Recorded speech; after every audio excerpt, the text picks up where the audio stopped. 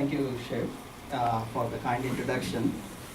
It's a great pleasure to have this talk in this premises in front of Dr. Jindal, who was the initial tutor or guide for me when I joined here in Ottawa nephrology program.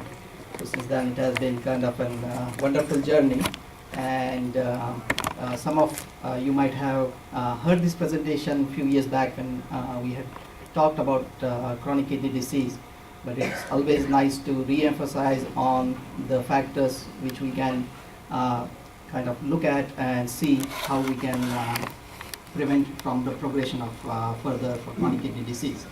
Dr. Jindal is also involved with the early prevention and detection program, and has established a chair at the University of Ottawa. Probably a lot of you know, and that also will be part of our talk, like how do we look at early detection and prevention. So what I plan to do over the next 40 minutes or so is that what I have set up the objectives. We'll go through what is the normal functioning of the kidneys, how our kidneys normally work. I like to go through some pictorial diagrams about how the kidneys look like. We'll look at the microscopic as well, like how does kidneys look like, and then we'll talk about some risk factors and how do we look at or how do we what are the early indications for chronic kidney disease. Towards the last half of the talk, I will talk about prevention of chronic kidney disease and what are the treatment strategies we can use in order for once the kidney disease has established, for it to prevent from further deterioration. So we'll talk about those aspects as well. So this is a pictorial diagram of a kidney. So basically what kidney kind of is made of, like I just put in the blood supply of kidneys is in the form of the artery and a vein, which always like any organ would have. So these are like renal, basically means kidneys. So the blood is supplied through renal arteries, which then branches and sub-branches, and then it becomes like there is goes into becoming a capillary network. Also, towards the outer portion of kidney is something what is called as renal cortex, and the renal cortex along with the medulla is the most important part of filtering system of the kidneys. And once the kidney filtration happens, the filtrate then subsequently is drained into renal pelvis, and renal pelvis then basically the urine which is made here and is drained back into ureter and then on to the bladder. So this is the pictorial diagram of or anatomical diagram of kidney. We are born with two kidneys, most of us, but there are a fixed percent of people who are born with single kidney, and they can have a healthy life as well. So like you don't need to have two kidneys to have healthy life, but most of us are born with two kidneys. These are bean-shaped structure, which are basically are on the posterior aspect of our line, and it's of a size of a fist. Basically, that's what like the kidneys look like. They perform functions of filtering of our blood and returning about around 200 liters of fluid every day. So you can imagine like 200 liters of the blood is being filtered through the kidneys, and only around 1.5 liters to 2 liters of urine is made. So basically there is a lot of work going on in the kidneys to get rid of or to concentrate and make urine, which is kind of an end product of a lot of waste products and so on. So about 2 liters is removed from the body every day, and the rest of it is returned back into the circulation. So how does the kidney work? Basically what happens is the blood enters through the renal vessels, like as we talked about the renal artery. This is the blood which is with waste products, like the waste products which are generated on a day-to-day basis are kind of entered through the renal artery, and then thereafter as the renal artery branches and sub-branches, it makes something like this. Is the basic microscopic picture of one unit of kidney, which is described as nephron. Nephron is the one unit of kidney. What nephron is made of is a filtering system called glomerulus, and then there is a complex tubular system which is attached to this filter, the glomerulus, and the filtering is happening here, and then tubules are playing an important role in absorption and secretion of different waste products and solutes. So this is where basically all the action is. This is where nephrons are play an important role in sieving the blood from the waste products. Waste products are then removed in the form of urine, and the clean blood then returns back into the circulation through the renal vein. If you go down further, looking into more detail about how the nephron is made of, so basically the nephron is made of the filtering system which we talked about. It's called glomerulus.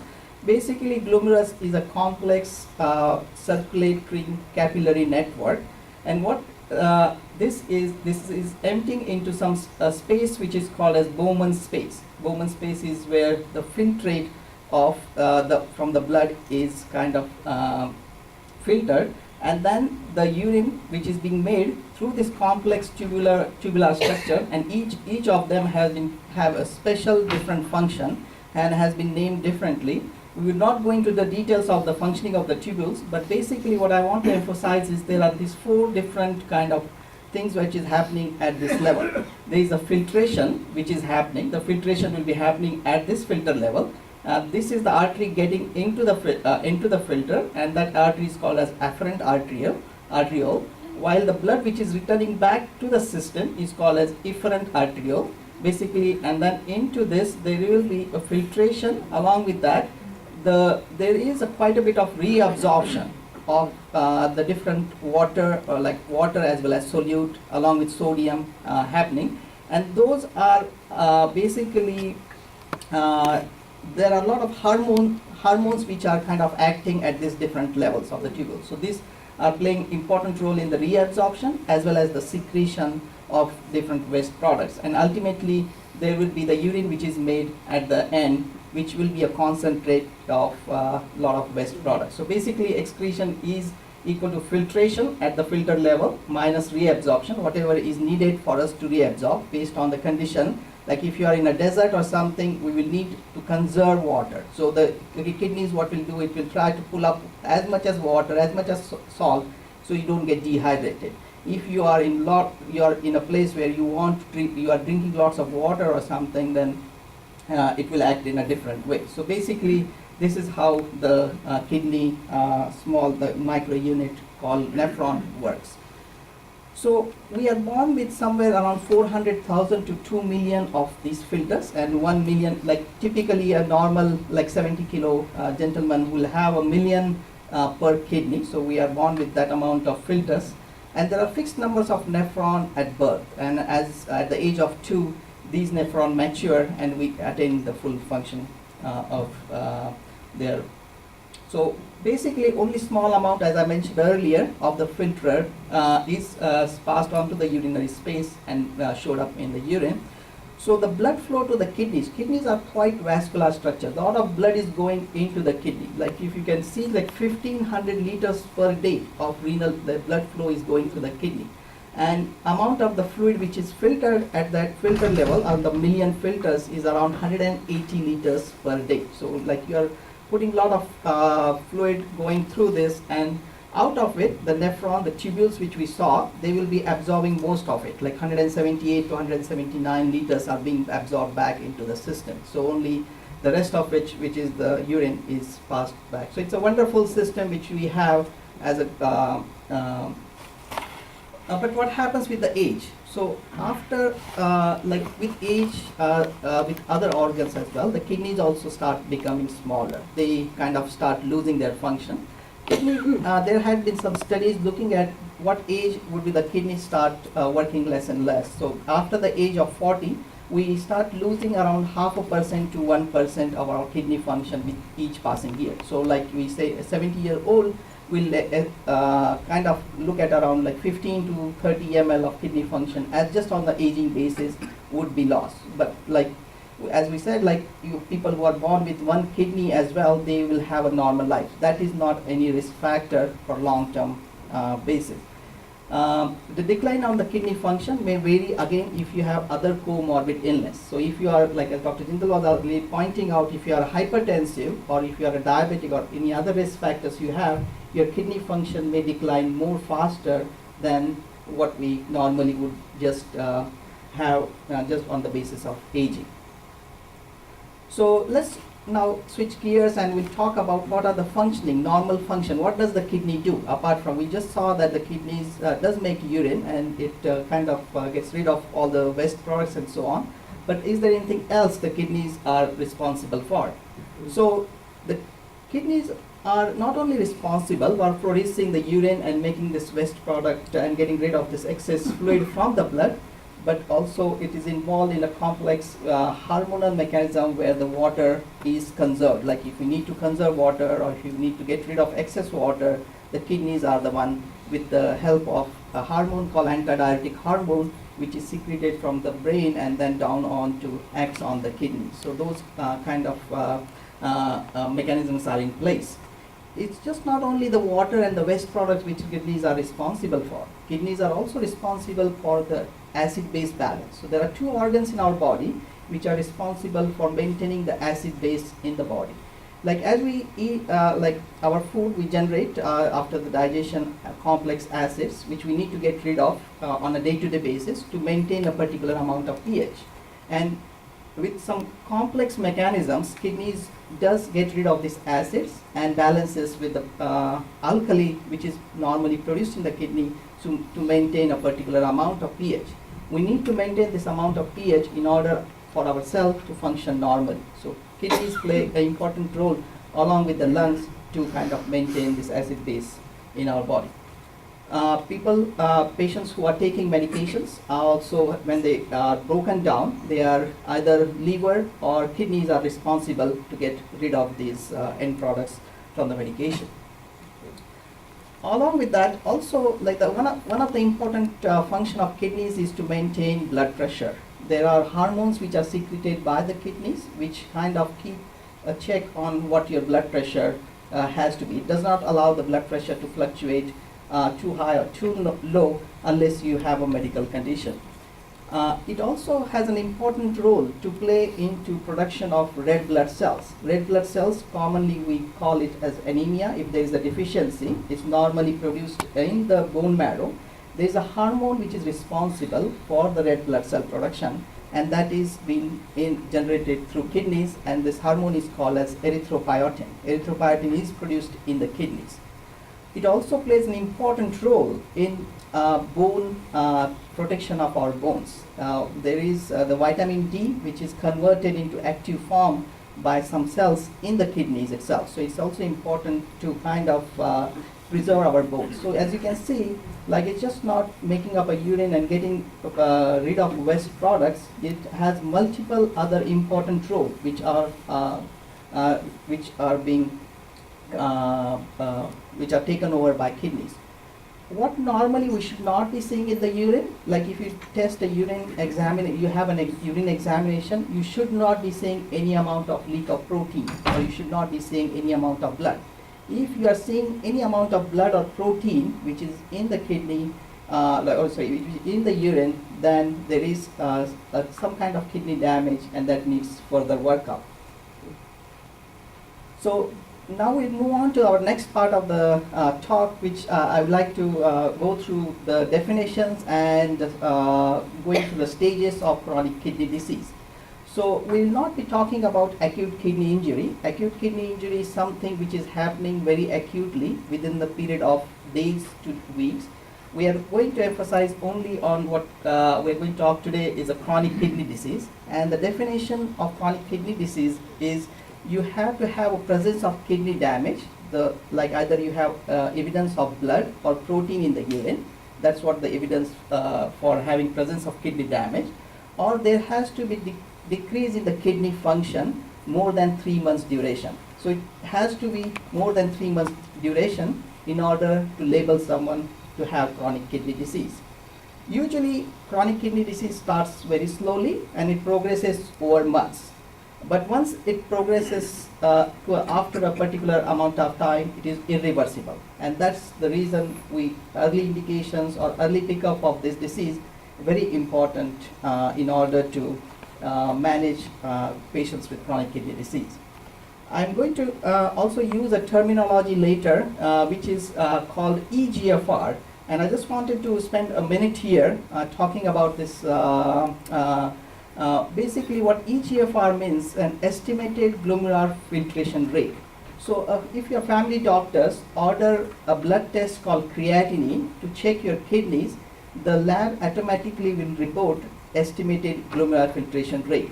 What this is basically, it takes into account your age and gender and gives you a number which is somewhere like your kidney, somewhere around where your kidney is functioning. So EGFR is a concept which has been, over the last decade or so, has been picked up quite a bit in nephrology world. So I have put here this diagram in order to kind of get a better understanding of like different phases of development and progression of chronic kidney disease. Basically, you are normal here. At that time, you can screen for chronic kidney disease risk factors. So if you have any risk factors for chronic kidney disease, you should be getting screened yourself and making sure that you are not having any signs of chronic kidney damage, which we talked about a little bit earlier. Once you are at this increased risk, then look at how do we reduce this risk? How do you, what are the things which you can do to reduce this risk, and look at before it progresses to damage. Once it's in this phase, the damage phase, and you are noticing that the kidney function has started to decline, then there is no other choice than to treat the condition. Like, so then it goes to a phase where you are basically diagnosing it, treating along with your other comorbid conditions like diabetes or hypertension or whatever was the original reason for causing the damage, and GFR. During all this phase, you are also kind of like basically looking at the complications. So we talk about it more in a little bit in next few slides or so. And once you are set up here at kidney failure and it goes on to end-stage renal disease, then the choices are quite hard. Like the choices are either dialysis or kidney transplantation, which are left for you. So better to have picked up at earlier stage where you can do some stuff rather than picking up at a later stage. So I'm just going to quickly go through the stages. You don't have to remember all this. So basically the National Kidney Foundation have kind of divided chronic kidney disease into these different stages. The stage 5 are from 1 to 5. Basically the stages are dependent on what your GFR is, like what your glomerular filtration rate is. And we're not going to go into all details, but basically what they're talking about is like as the GFR is going lower, basically you are progressing to different stages of chronic kidney disease from mild to severe, and at this level there is not a whole lot we can help you with, and except for sustaining you on dialysis or kidney transplantation. So earlier we pick it up along with not only GFR but urinary abnormalities as well. It's better to treat. And chronic kidney disease is common. It's a little sad that it's not been well recognized, and we'll talk about it, why it is not well recognized as well. And this is what I pulled up from a couple of years back, published in the Canadian Medical Association Journal, basically looking at what is the prevalence of chronic kidney disease in Canadian adults. And you look at, this is the formula they used for calculating the glomerular filtration rate, and they looked at around greater than 3,000 patients. And what they found was stage 1 and 2, 9.4% of patients had stage 1 or 2.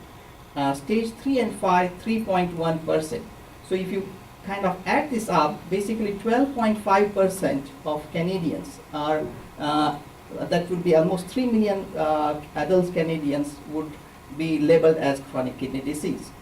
Now the estimated prevalence for stages 3 and above, which is kind of where we kind of, we don't have too much, we cannot help, is almost 3.1%. That's almost 750,000 patients who are kind of going through the stage 3 to 5, where patient with significant amount of proteinuria is around 10%, so 2.4 million population. Look at this, they looked at also divided into subgroups, and patients who were greater than 65, the incidence of stage 1 and 2 went from 9.4 to 12.2, and stage 3 to 5 was up as high as 18.6%. So as you are aging as well, you have increased risk of developing chronic kidney damage. So what are the common causes of developing chronic kidney disease? The foremost and the most important is diabetes. Hypertension is the second lead in developed world. Inflammation of kidneys called glomerulonephritis. There are different kinds of inflammation. Glomerulonephritis is the third most common cause. And then the list goes on where you have drugs, toxins, obstruction because of kidney stone or some other obstruction for prostate or so, would kind of go on the list. And then there are certain hereditary causes like polycystic kidney disease or Alport syndrome, where it is passed on from one generation to next generation. So basically these are the important causes of chronic kidney disease which I have listed here. I just put in one slide here to look at the causes of chronic kidney disease. This study was done back in Chandigarh, India, and published in Kidney International, again a couple of years back. And what they looked at different causes of chronic kidney disease in Indian population and in Pakistan. And what they found was diabetic nephropathy again was the most common. 31% of patients who were kind of progressing to chronic kidney disease were diabetic. Inflammation like chronic glomerulonephritis were around 14%, and hypertension around 12 to 13%. So again, similar risk factors for developing chronic kidney disease in South Asian population. Not necessarily if you develop chronic kidney disease, all of them will progress to end-stage renal disease and will need dialysis. But the major concern which we have always when we see patients with chronic kidney disease, they are at a very high risk to develop cardiovascular risk factors. So they get myocardial infarction, they have ongoing atherosclerotic heart disease, and so on. So it's a chronic kidney disease itself is a major risk factor to develop cardiovascular endpoint. And along not only cardiovascular disease, but along with that, you also develop other health problems. Like if you are a diabetic, then you have a very high likelihood that you will be hypertensive as well. So like there are other health issues which kind of start cropping up. And end-stage renal disease management is quite expensive, like in the form of dialysis and transplantation. Unfortunately, the patients with chronic kidney disease are picked up at a later stage, and the reason because they are silent, they don't present with any kind of symptomatology, and that's the concern. So early chronic kidney disease may not have any signs or symptoms unless you have a blood test or so. So that is something very important. Chronic kidney disease usually does not go away. Once it is established, then it doesn't go away. So again, early indications and prevention is the key. It can be treated. The earlier you know it, is better to treat and let it not progress. And if you leave it untreated, then it will progress to kidney failure and so on. So again, the same emphasis, and very simple blood test. Very simple blood test and a urine test can diagnose someone with chronic kidney disease or rule out chronic kidney disease. So it will be, it's always nice to kind of get those simple blood tests which we'll go through and talk about how do you detect early the kidney disease. And there are these risk factors which I already emphasized, and patients with those risk factors should have an yearly urine test as well as a blood test to make sure they are not in one of those where the chronic kidney disease is progressing.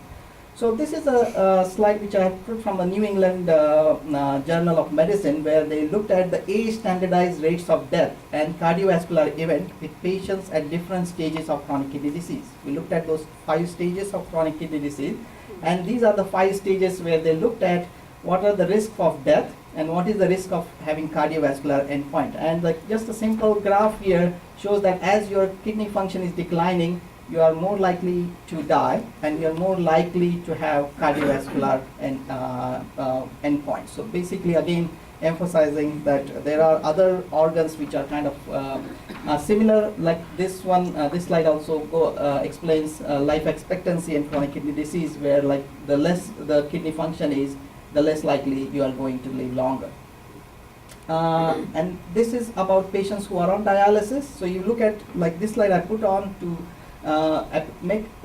appreciate the annual mortality between the general population and those with dialysis. The dialysis population is quite at a higher risk than the normal population to have increased cardiovascular mortality. So how do one assess the kidney function? What are the things which you can look at to know what your kidney function are? There is simple blood test and a urine test, and health assessment by your family doctor can be looked at. What you want to know is what your blood pressure is. There are standard guidelines to treat blood pressure if you have hypertension. You do a test for urine for blood and protein to see if there is any evidence for any chronic kidney damage. A test for blood creatinine. Blood creatinine is a marker which is most commonly done in order to do an estimated GFR to see if the kidney function is, and the GFR will tell you how much your kidney function is. So these are the common tests which I have put here in order to someone to make sure, like to rule out any chronic kidney disease. That include creatinine, as we talked about, blood urea.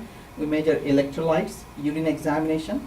If there is any concern on these tests, then your family doctor or a specialist can order further tests, which include ultrasound of kidneys, some serological workup if you have immunological disease like lupus or so, and the kidney biopsy if there is any need to investigate it further. So these are the patients which we talked about who needs investigations for making sure that they don't have chronic kidney disease, which include diabetes, hypertension, patients with atherosclerotic disease, unexplained anemia, because one of the functions of kidneys is this production of erythropoietin. So if you are anemic and there is no specific cause kind of thing, then you should be looking at your kidney function. If there is a family history of chronic kidney disease, they should be also kind of making sure that they don't have the same illness. And we talked about like they are asymptomatic, and that's the more important thing to go find out by doing lab tests is the only way to kind of. So what are the symptoms at the little later stages? Earlier you may not, you may be asymptomatic, but as things progress and the kidney function starts declining, you might have one of these symptoms. And these are, if you notice these symptoms, they are very non-specific. They can happen just because of anemia. So they are not very specific. Like in a heart disease, you might have chest pain, like that is kind of correlating with a heart disease. But these symptoms, if you look at, they are very non-specific and can happen due to various illness. You may feel tired, less energy, trouble concentrating, your appetite might go low, swelling in the lower extremities. That would be because of the retention of salt and water, high blood pressure, dry, itchy skin. You might notice nocturia, like meaning you have to get up in the middle of night many times. That needs to urinate more often. That is initial presentation of chronic kidney disease. Or if you are accumulating fluid to a level where the fluid is getting into the lungs, you might kind of notice shortness of breath. Undetected chronic kidney disease is the risk of developing progressive loss. So if you are not kind of detecting early, and we still see young people, like last week we saw someone with 34 years old presented with hypertension with end-stage renal disease, never had a symptom in his life. He was feeling fine until it was that late. So it's always a good idea to kind of make sure you have your annuals done, have your regular blood tests. And these are the tests which I mentioned were routine blood tests. There are no special tests which need to be done from the kidney point of view.